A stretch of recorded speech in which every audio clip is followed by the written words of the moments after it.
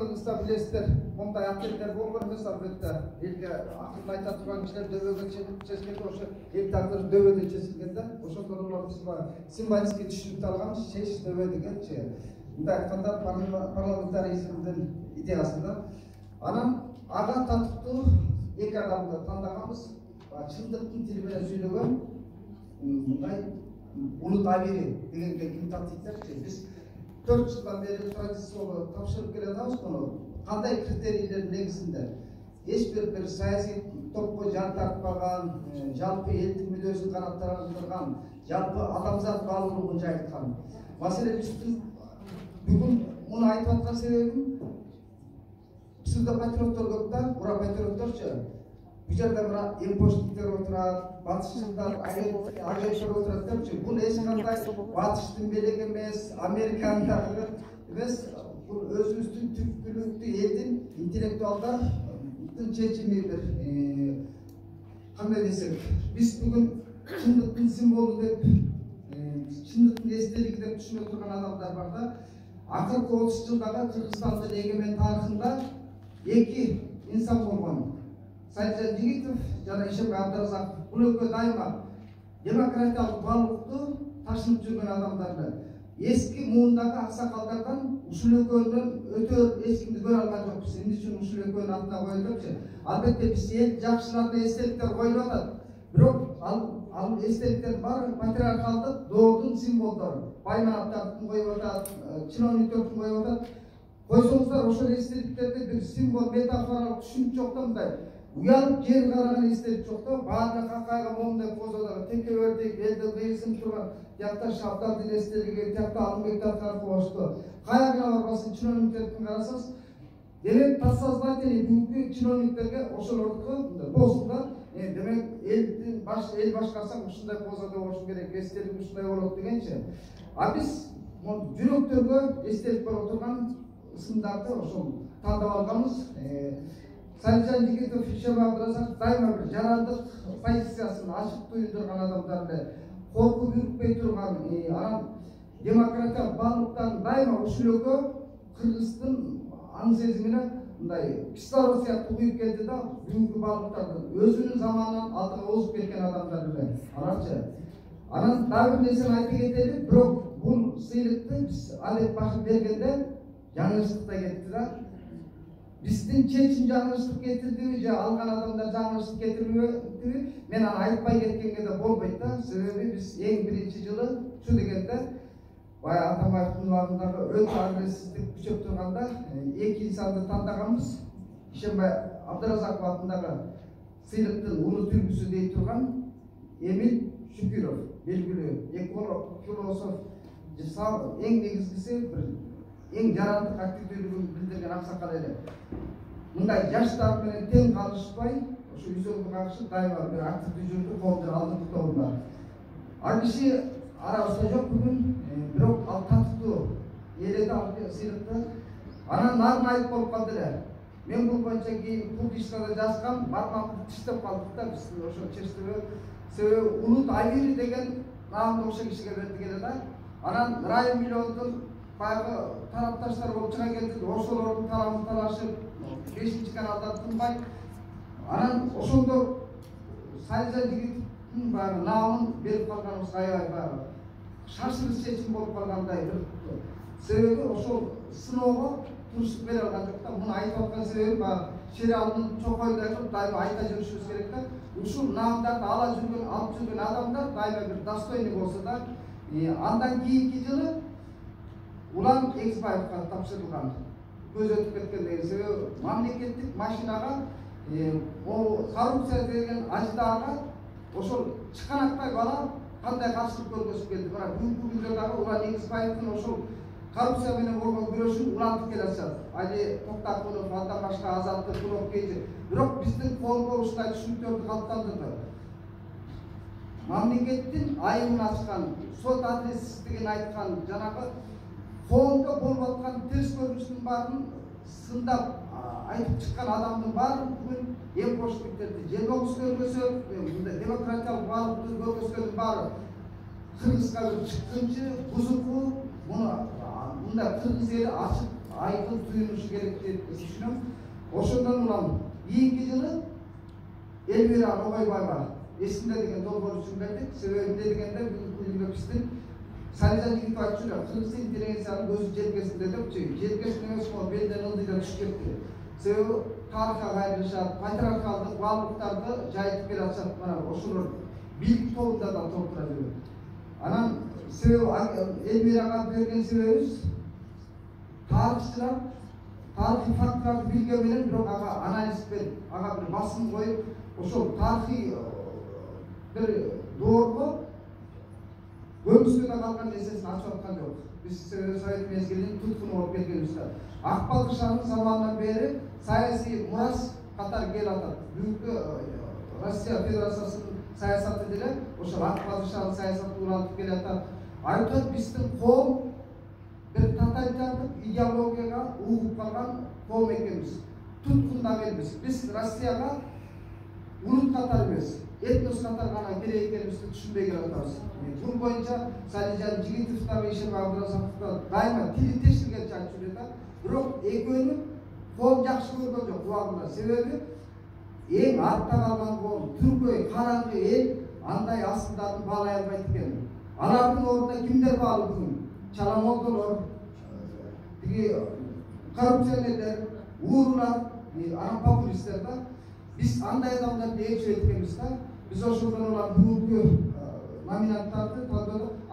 Дагы бир айта кетели, былтыр Ишем Абдыразаков атындагы сыйлыктын ээсин Роза Айтматовага тапшырганбыз. Себеби ошол үй бүлөлүк репрессия заманындагы өзү күбө болгон эмгектери үчүн. Себеби Роза Айтматовадан артык эч ким жазып бере албайт. Эч бир Айтматовдун колунан келбейт. Эч бир адабиятчынын, адабиятчынын биздин эч бир арабыздан эч кимдин колунан келбеген эмгекти ошол пенсия жашында могу турагында дагы калемдин бүтүнү колуна түшүрбөй жазып аткан үчүн ошол кишиге былтыр Ишем Абдыразаковдун улут үлгүсү наамын тапшырганбыз.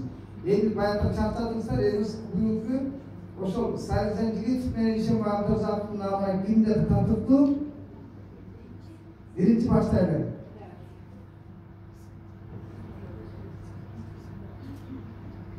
Мен мындагы түрдү шляпамды чечип туруп чакырайынчы. Себеби келечек дегенде биз мырзалар бүгүнкү күндө кайсы партиянын алдына карабайлы шаараган эркектер алдыңкы тизмеде бараткан кыздардан жокто дегелебизчи. Анан эркектер ушундай эгоисттик экенибизди көргөзүп атабыз. Мына илимге көңүл бурбайбыз да. Илимде эркек пирамидада эмне үчүн пирамида? Аял айланба, туруп. Себеби үйүндө эгер 5 баласы болсо, бирөө коллега болсо дагы 5 баласына сүйүүсү бирдей, баарына бирдей карайт да. Ал эми эркек биз кандайбыз? Кайсы балаң интеректүү болсо, жөндөмдүү болсо, ушул эркек менен атымды чыгарат деп, ошол баланы гана жакшы көрөбүз да. Алыс барбайлы 2010-жылкы мисалдар алалы. Парламентаризм ошондо гана кыска мөөнөттө болсо дагы парламентте отургандар өздөрүнүн парламенттин өкүлү катары сезген. Ага ким мүмкүнчүлүк берди? Роза Отунбаева. Эгер Роза Отунбаеванын ордуна бир башка эркек болгондо бийликке ыртаган партиялар жеңип келмек, жеңишке жетмек. Бул жерден теңирден тескер болду. Реваншдык күчтөр Бакиевдин топтору эң алдыңкы топко чыга келди да. Биздин кыргыз көчү адашып келаткан ушул болуп да. Бүгүнкү күндө деле эл мүшөккө салынган мышыктай да. Ертең сен кайга апарып таштап коюп жагынан ырып тиге сууга агытып өлтүрүп өлүм сууга агып кеткен иши жок да. Жок, Садыр Жапаровга беришибиз керек добушубузду. Себеби Садыр Жапаров түрмөдө жатып көрбөгөн азапты көрдү, атасы өлдү, баласы өлдү. Эмне мамлекеттин тагдырын ага берип кой, жана адам өлгөндө көңүл айтып каныбет берип койду эмеспи? Тиги ошол менен көңүл сууп калчудайчы. Эмне мамлекет Садыр Жапаров үчүн каныбет берип, атаң өлдү эле, балаң өлдү эле, ушун азабың үчүн депчи. Садыр Жапаров абакта жатканда ушул жерде отурган МПОнун өкүлдөрү чырылдап, Динара баш болуп, башкалар баш болуп, ошол жерде түрмөдө адрессиздикти какшап, азаттык, кнопки сыяктуу маалымат каражаттары ошол Садыр Жапаровдун укугу тебеленип атат, корукту көрүп атат, көрүп атат дегенде мамлекеттик маалымат каражаттары тилден тишине кантип отурган эле. Dostum gitti. Çok açıktan. Gülüm balıktan da. Sebep bunu ayda geçmemiz gerek. Abi yok. Allah'tan çıkıp geldiğin hangi şey etkinliğinin kadın bakımı sezon kalıyor. Nafsın var, cihdi dağı, dostlar naftalarla birlikte ölüp veriyorlar. Antıklar, kıska böğrünün içinde biz bu ilk dansıcına getirişimiz gerek. Eğerse bizden sayına Tokta Gazivan altında şilapam çezen. Türkiye'de, şimdi Türkiye'nin içinde bunun için dansıcında kiyikten yarandık tüyettiğinin için sayına Tokta Gazivası'yla nat. Keşke öyle geçti o altında.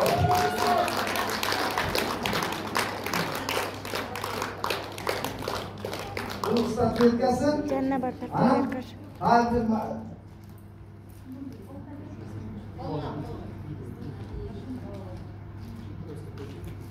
vay Amerika'mız, Batışlarımız, Kırgızistan'da derece Akçaray bay görürsek var.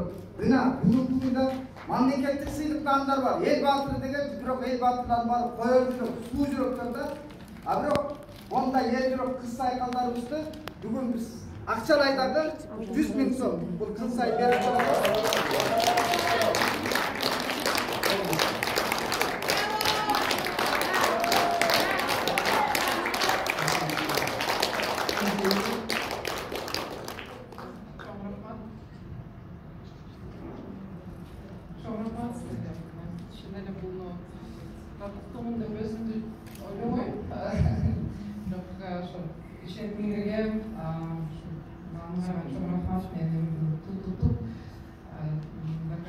достойную изголовного ракетла, а там что, Керченко, что романское, да, на травме, все скажем так, знаешь, до места романское, Tasındayız, boşun tasındayız. Azam, öykünde sos tarmaktadır, bağırısta yeni anta var da. Bir postdan öykün, gözümün böyle yaş kırmıştım milletten. Mama murşuna gittiler diye.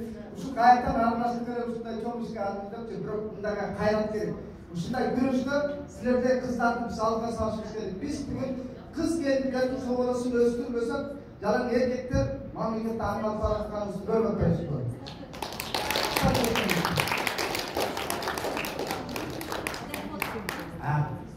Ben sana elini sürdüm kapkadan.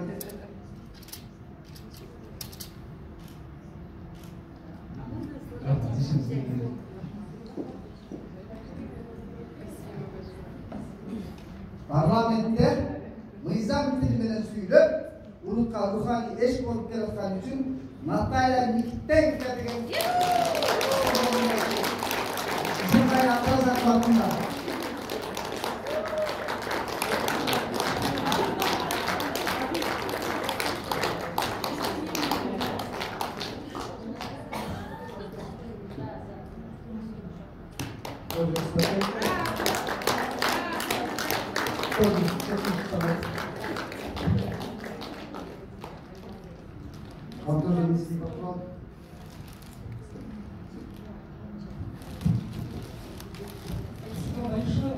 Вы знаете, на самом деле для меня это такая большая честь, такая большая ответственность.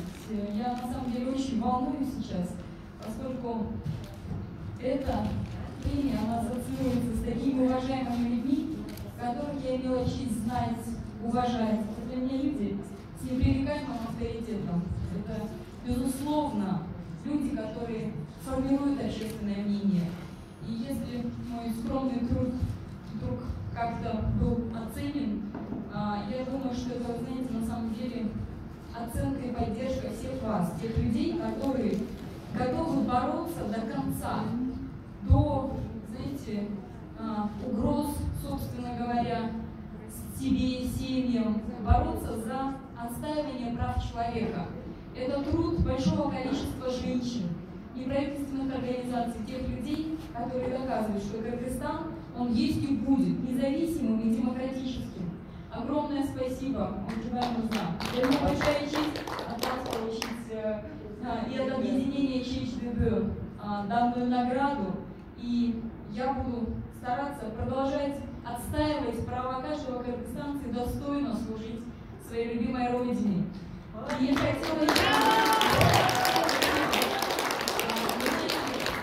не сочтите, за определенные жесты, но вот я хотела сказать, вы знаете, вот 100 тысяч сомов — это очень важная, очень большая сумма для человека, который живет на заработную плату, да, наверное, мало изменений. Но вы знаете, я не смогу спокойно ходить, жить и так далее, принять, если я не передам денежные средства людям, которым они, возможно, сейчас очень нужны. Гораздо нужнее. Я вот хотела бы сразу сказать, что есть общественные организации, которым я стараюсь помогать, поддерживать выпускников детских домов. Там фонд «Наш голос». Много лет пытаюсь как депутат решить проблему социального жилья, но, к сожалению, ВОС ныне там. Удается помогать частным случаям, но когда я вижу, что эти люди, о которых в принципе никто не думает, у них просто нет семьи, абсолютно круглые сироты, выходят из детских домов, и никто не заботится, но я на самом деле очень переживаю, стараюсь помочь. Я хочу разделить премию от объединения «Чиж Добро», передать выпускникам детских домов. Наверное, это им поможет как-то немного лучше, увереннее себя чувствовать в жизни. Спасибо вам. Еленин күші жүректі, еркектің күші білекте деген ұшында, еленің құдірет ұшы болды да, бұлар айланпан ойланады да, еркек болғанда мұндай 40% қатын алады дейді, же тоқал алайын демек ұшын ақшасына, же қойға қоратады, мына елелердің жүрегі ұшы бергенге шашады.